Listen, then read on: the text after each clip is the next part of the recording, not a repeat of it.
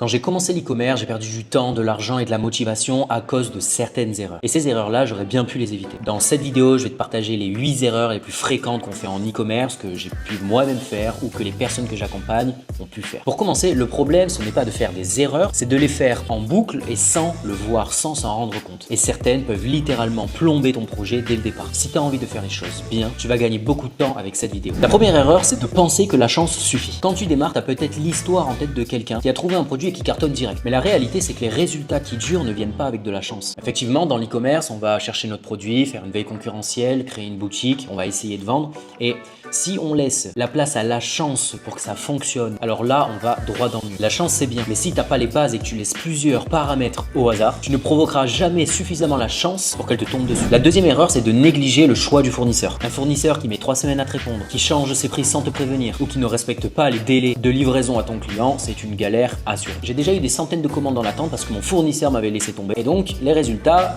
c'est des clients qui sont furieux, qui sont pas satisfaits, qui demandent un remboursement. Et du coup, ça fait avoir une réputation complètement flinguée. Donc, par rapport au fournisseur, t'as pas besoin d'avoir un fournisseur parfait, juste un fournisseur qui communique et qui est carré dans tout ce qu'il propose. Voilà pour cette deuxième erreur. Reste bien jusqu'à la fin de la vidéo parce que les erreurs montent crescendo et les prochaines sont très puissantes. Vouloir vendre à l'international trop vite. Les US, l'Allemagne, le Canada, c'est tentant. Mais la barrière de la langue, les problèmes de paiement, les frais de livraison, les taxes, les droits de douane, ça rajoute énormément de complexité. Tu penses viser plus grand, une audience plus grande, mais en fait tu dilues complètement ta force. Commence local, dans ta langue, avec des outils que tu maîtrises, une consommation d'achat que tu connais. Une fois que tu auras lancé tout ça, après tu pourras imaginer à aller plus loin. La quatrième erreur, c'est de ne pas se former sérieusement. Et dans le passé, j'ai voulu apprendre en testant, en essayant. Et le résultat des cours, c'est que j'ai passé plusieurs mois à balancer mon argent en l'air dans des testings, à perdre du temps en tombant dans des erreurs toutes bêtes. Et au final, j'ai perdu mon temps et mon argent. Et aujourd'hui, la vraie compétence, c'est d'aller plus vite. Et pour ça, il faut apprendre, se former pour pas tout réinventer seul. La cinquième erreur, c'est de manquer de capital. Je vois souvent des gens qui veulent tester leur produit ou se lancer avec 50 euros. C'est bien de vouloir minimiser les risques, mais faut pas confondre prudence et illusion. L'e-commerce, c'est un business. Même avec des petits budgets, tu dois investir de manière réaliste. Et un budget réaliste pour commencer à tester proprement, c'est entre 300 et 1000 euros.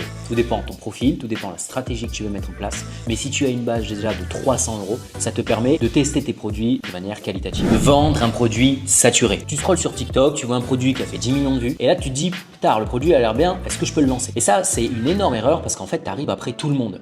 Dis-toi que si toi, tu as eu cette idée-là, alors t'imagines bien que sur 10 millions de personnes, il y a au moins minimum 1000 personnes qui ont déjà eu cette idée de le faire. Après, tu peux parfois faire la différence avec un meilleur branding, une meilleure offre, quelque chose qui te différencie de ce que fait ton concurrent, mais ça te laisse peu de choses. Il faut réussir à comprendre et à apprendre lorsqu'un produit est trop tard à lancer. Il faut bien comprendre qu'on ne vend pas un produit, on vend un problème à une solution. La septième erreur, c'est d'être satisfait trop vite. C'est une erreur que j'ai faite. Premier mois, on explose tout, et le deuxième mois, on se relâche. On donne moins d'efforts, on analyse moins, et donc les résultats forcément sont en baisse. Et en e-commerce, t'as pas le droit de t'endormir. Faut rester humble même quand ça fonctionne. Parce que le marché bouge, les concurrents arrivent, il y a énormément d'évolution sur le marché et donc forcément il n'y a rien qui est acquis. Et la huitième erreur, c'est de vouloir tout faire seul. C'est tentant de tout faire soi-même, la boutique, le branding, les pubs, mais à un moment, t'as plus le recul. Tu sais plus si c'est ton produit, ta pub, ton offre qui coince. Donc entoure-toi d'un associé, d'un mentor, d'un binôme, d'un groupe, peu importe, avec un œil extérieur. Ça te fera gagner énormément de temps et te permettra d'avoir un avis critique qui te permettra de constamment optimiser et améliorer ton business. J'ai pas fait cette vidéo pour te faire peur, au contraire. Si tu connais ces erreurs à l'avance, elles en deviennent des raccourcis. Si tu es en train de préparer ton projet ou que tu aimerais te lancer et en savoir plus, abonne-toi à ma chaîne et on se donne rendez-vous la semaine prochaine pour une prochaine vidéo.